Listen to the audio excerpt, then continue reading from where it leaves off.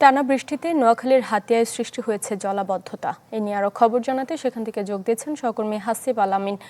হাসিব, জলাবদ্ধতায় মানুষের দুর্ভোগ কেমন দেখতে পাচ্ছেন জানাবেন। গত ৪ দিনের টানা বৃষ্টি এবং অতি জোয়ারের ফলে হাতিয়া সহ পুরো নোয়াখালীতেই মূলত জলাবদ্ধতা তৈরি হয়েছে। বিশেষ করে সব থেকে ক্ষতিগ্রস্ত যেটি হয়েছে সেটি হচ্ছে হাতিয়া উপজেলা।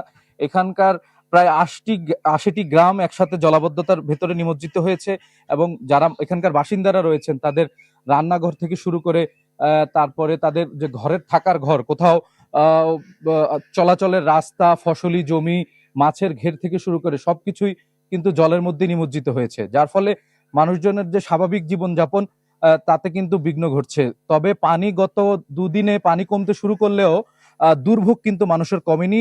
আমি যেখানে দাঁড়িয়ে আছি এটি জাহাজমারা ইউনিয়নে হাতিয়া উপজেলার। এখানে যে মানুষের যে চলাচল সে রাস্তা কিন্তু পানিতে নিমজ্জিত রয়েছে এবং এতে করে মানুষের ময়লা পানি থাকার কারণে মানুষের ভেতরে রোগ জীবাণু এবং বিভিন্ন রোগ দেখা দিচ্ছে।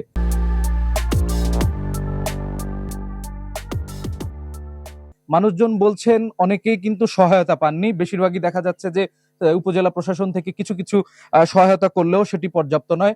এছাড়াও এখানকার মানুষজন আশা করছেন এই জলাবদ্ধতা নিরসনে যে খালগুলো রয়েছে যেগুলো দখল হয়ে রয়েছে, এছাড়াও যেখানে অবৈধ বাঁধ দেওয়া রয়েছে কিংবা জাল ব্যবহার করে জলাবদ্ধতা সৃষ্টি করা হচ্ছে সেগুলো যেন নিরসন করা হয়, সেগুলোর জন্য যেন ব্যবস্থা নেওয়া হয়।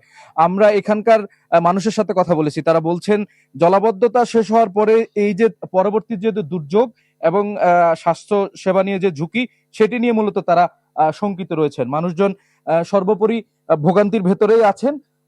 জলাবদ্ধতা শেষ হলেও যেন ভোগান্তিটা শেষ হয়, মানুষজন প্রত্যাশা করছেন এই ধরনের পরিস্থিতির ভিতরে যেন না পড়তে হয়।